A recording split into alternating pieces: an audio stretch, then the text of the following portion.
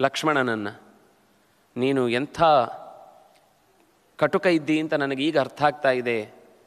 ರಾಮನ ಇಲ್ಲವಾಗುವಿಕೆ ಅನ್ನೋದೇ ನಿನ್ನ ಮನಸ್ಸಿನಲ್ಲಿರುವ ಬಯಕೆ ಅಂತೆಲ್ಲ ಹೇಳಿದವಳು ಈಗ ರಾವಣನ ಹತ್ರ ಹೇಳ್ತಾಳೆ, ನಿನಗೆ ಗೊತ್ತಾ, ಅವನಿಗೊಬ್ಬ ತಮ್ಮ ಇದ್ದಾನೆ, ಲಕ್ಷ್ಮಣ ಅಂತ ಅವನ ಹೆಸರು.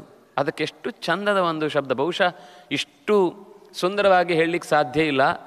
ಮಗು ಅಂತ ಒಪ್ಪಿಕೊಂಡಿದ್ದಾಳೆ ಅಂತ ಗೊತ್ತಾಗುತ್ತೆ. ದ್ವೈಮಾತ್ರ, ಅವನಿಗೆ 2 ತಾಯಿ, ಒಂದು ಹೆತ್ತ ತಾಯಿ, ಇನ್ನೊಂದು ಜೊತೆಗೆ ಈಗ ಪಾಲಿಸ್ತಾ ಇರುವ ತಾಯಿ, ಅಂದರೆ ತನ್ನನ್ನೇ ಹೇಳಿಕೊಳ್ತಾಳೆ ಅವಳು. ಯಾಕೆಂದರೆ ತಾಯಿ ಹೋಗುವಾಗ ಹಾಗೆ ಹೇಳಿದ್ಲು, ರಾಮಂ ದಶರಥಂ ವಿದ್ಧಿ ಮಾಂ ವಿದ್ಧಿ ಜನಕಾತ್ಮಜಾಂ. ಅಮ್ಮ, ನಾನು ಅಣ್ಣನ ಜೊತೆಗೆ ರಕ್ಷಣೆಗಾಗಿ ಹೋಗಿ ಬರ್ತೇನೆ ಎಂದಾಗ ನಿನಗೆ ಯಾಕೋ ಉಸಾಬ್ರಿ ಬೇಡದ್ದು ಅಂತ ಹೇಳಲಿಲ್ಲ ತಾಯಿ. ಹೋಗಿ ಬಾ ಮಗು, ಆದರೆ ಒಂದು, ನಿತ್ಯವೂ ತಂದೆ ತಾಯಿಗಳಿಗೆ ನಮಸ್ಕಾರ ಮಾಡಬೇಕು. ಅವ್ರಲ್ಲಿ ತಂದೆ ತಾಯಿಗಳು ಅರಮನೆಯಲ್ಲಿದ್ದರೆ ನೀನು ಕಾಡಿನಲ್ಲಿದ್ದಾಗ ಹೇಗೆ ಅಂತ ಯೋಚನೆ ಮಾಡಬೇಡ. ರಾಮನಲ್ಲಿ ದಶರಥನನ್ನು ಕಾಣು, ನನ್ನನ್ನು ನೀನು ಜನಕಾತ್ಮಜೆಯಾದಂತಹ ಜಾನಕಿಯ ಸ್ವರೂಪದಲ್ಲಿ ನೋಡಬೇಕು ನೀನು ಅಂತ ಹೀಗೆ ಹೇಳಿದ್ರಿಂದ ನಿತ್ಯವೂ ಅದನ್ನೇ ಮಾಡುತ್ತಿದ್ದ.